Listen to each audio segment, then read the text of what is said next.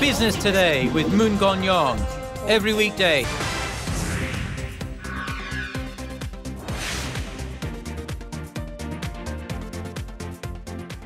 It is 5 a.m. in New York, 9 a.m. in Sierra Leone, and 6 p.m. on Friday, the first day of August here. Live from Seoul, I'm Moon Gong-yong. On the broadcast tonight, Japan's 2 lost decades of economic growth. Korea is at risk of following that path, according to Korea's finance minister. A little over a week ago, Namhanseong Provincial Park just southeast of Seoul was added to the list of UNESCO World Heritage Sites, making it Korea's 11th. On the broadcast tonight, North Korea says it'll send a cheering squad to the upcoming Asian Games in South Korea. Seoul doesn't have a problem with that. Now, on to another news. North Korea is entering into a contract with an international organization, and no, not as a violator of another UN resolution, but as a member that vows to combat money laundering and terror-related finance. On the broadcast tonight, President Park Geun-hye's first major cabinet shakeup is nearly complete. The Korean president appoints a new intelligence chief and 4 ministers. Well, Korea's finance minister is once again calling for aggressive expansionary policy to revive the sluggish economy. Speaking at an event with journalists on Monday, Choi Kyung-hwan said the expansionary measures were needed now and would likely extend beyond this year. Well, they echo previous comments he's made since taking office less than 2 weeks ago. Let's take an in-depth look. Dr. Kim Byung-ju joins me live in the studio. Dr. Kim, so is the Korean economy too dependent on China? I mean, there is even a saying that when China sneezes, Korea catches a cold. Well, on the other side of the spectrum, Korea's biggest web search engine had a banner second quarter. Naver recorded significant rises in its operating profits on strong overseas sales, driven by its messenger application service Line. As our Hwang Ji-hye reports, that's good news for Naver and its global aspirations. It seems Naver, Korea's #1 portal operator, has solidified a corner on its market. The company's second quarter profit rose 39%.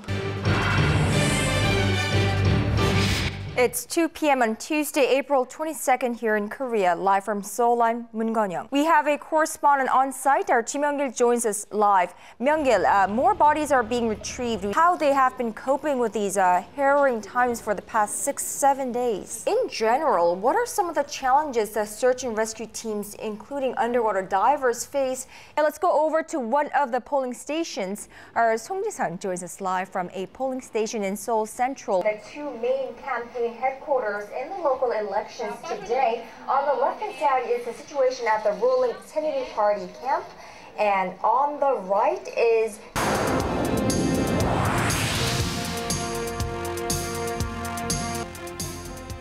Hello and welcome to Arirang's live coverage of the Korea-US Summit News Conference. And it comes at a moment when, of course, this nation is reeling from a ferry disaster. Now, what do you think will be overboard? And they talk for a longer time.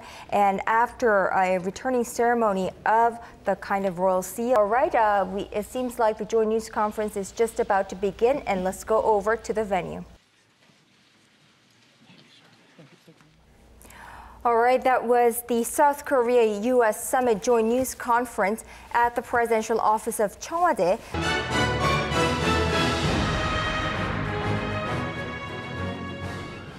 Welcome back to Arirang News special coverage of Korea-China Summit Joint News Conference. Live from Seoul, I'm Moon Gong-yong. And right now, the 2 presidents are entering the venue of the Joint News Conference. Of 2 or 3 days, China, Japan, and the 2 Koreas have shifted their diplomatic alignments, commercial relations, and military policies in a power game that may signal the opening of a new era in Northeast Asia. One thing that I noticed on the North Korea front is that President Park Geun-hye in her statement said in Seoul.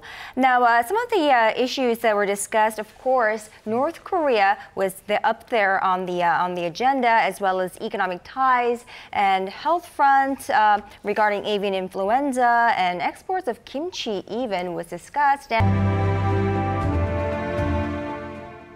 It's 9:45 a.m. on Friday, the 6th of June here in Korea. Live from Seoul, I'm Moon Gon-young, and this is Arirang News special live coverage of the nation's 59th Memorial Day ceremony. Well, Dr. Che, also what we're also expecting from a threat from North Korea in about less than 10 minutes, we will be bringing you a live coverage of the ceremony itself at 10 a.m. Korea time, where President Park Geun-hye will be in attendance. And what you're seeing right now on your screen is a live feed from the Seoul National Cemetery, where the ceremony will take place. And I think we are seeing President Park Geun-hye. We saw it in the case of Crimea in its vote to break away from Ukraine, and it plays a large role in Northeast Asia as well. It's national. Reporters are with me on this, and probably all news anchors, especially here in Korea. At the end of the day, when we go home, we're just humans, and that's why it was a very difficult coverage, and one that I think I will probably remember all throughout my journalistic career.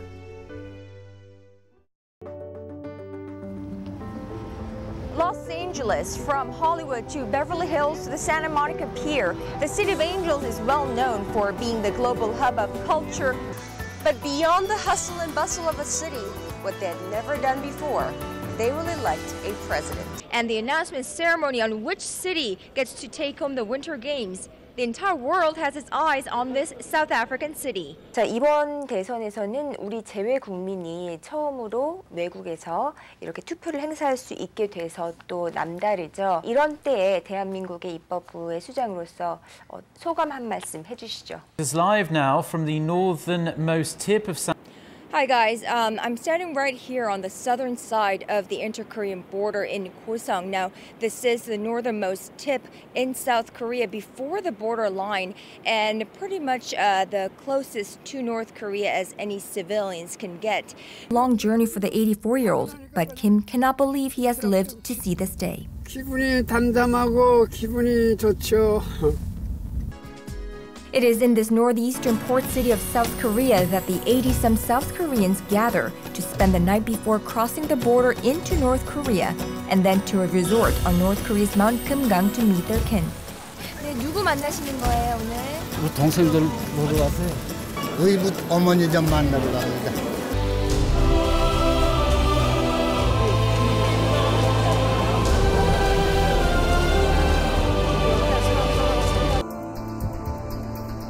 3 decades of separation, 3 days of reunions.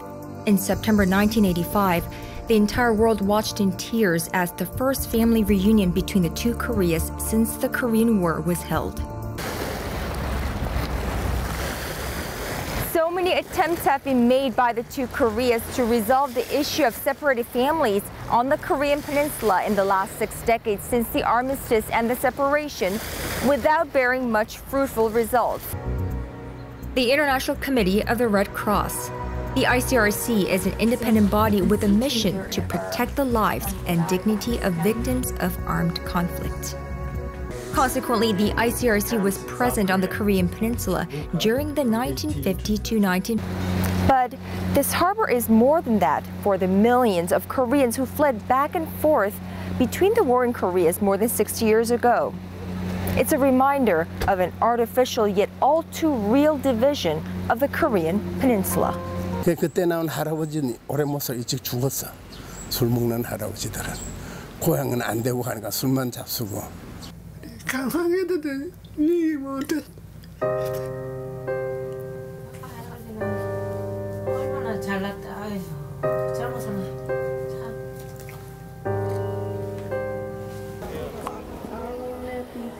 The Brandenburg Gate in the heart of Berlin today is a symbol of unity for the German people. It's a reminder of an abrupt and sudden division that changed their lives.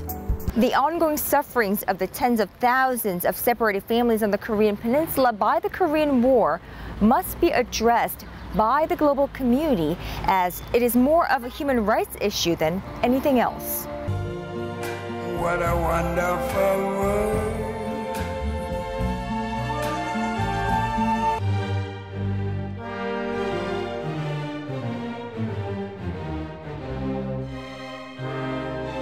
Kanwari na tulog ako. Gabi-gabi yan ginagawa. All I wanted to do was to wash away all the shame, the dirt, just wash it away, wash it away.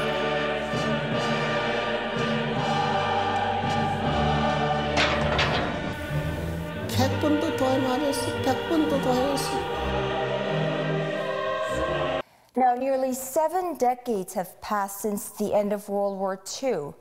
Out of the 234 Korean women who officially registered themselves as comfort women, and it's not a case that's limited to this country. Ula Asyang is there. Ula Asyang was there, but here... Her husband. First built in 1587, St. Augustine Monastery is closely tied to the history of the Philippines. The whole church was turned into a concentration camp for prisoners, and various tortures and atrocities were committed on the local people, as well as the sexual enslavement of the Filipino women by the Japanese military. Behind Apula, or the Red House as they call it, the now 86-year-old Lola unlocks the gate. Katapos, pinaghila-hila kami riyan ng mga Hapon. What happened on November 23, 1944, what the young girls of this remote village had to witness, what they had to endure, what they've had to leave buried in their hearts and their minds for half a century. May pag-asa pa ba? Is there hope? The handful of survivors ask. Hello, Miss Yan. So nice to meet you. So nice to meet you. You are here for the sexual pleasure of the Japanese officers, for the Japanese military. We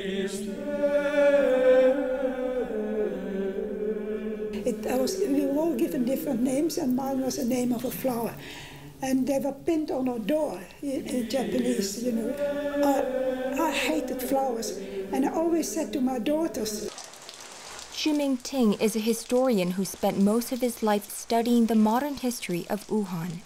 He believes comfort stations in Wuhan had been planned for a long time, as Wuhan was captured by the Japanese in late October and the brothels opened in early November. Behind the state-of-the-art buildings, the remnants of the painful past are untraceable. It's history being forgotten, memories fading away. What can we do to hold off time from paling history?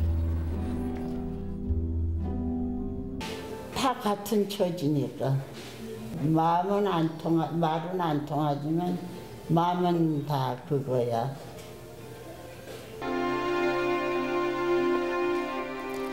Over the years, many in the international community have come to the same conclusion over and over again.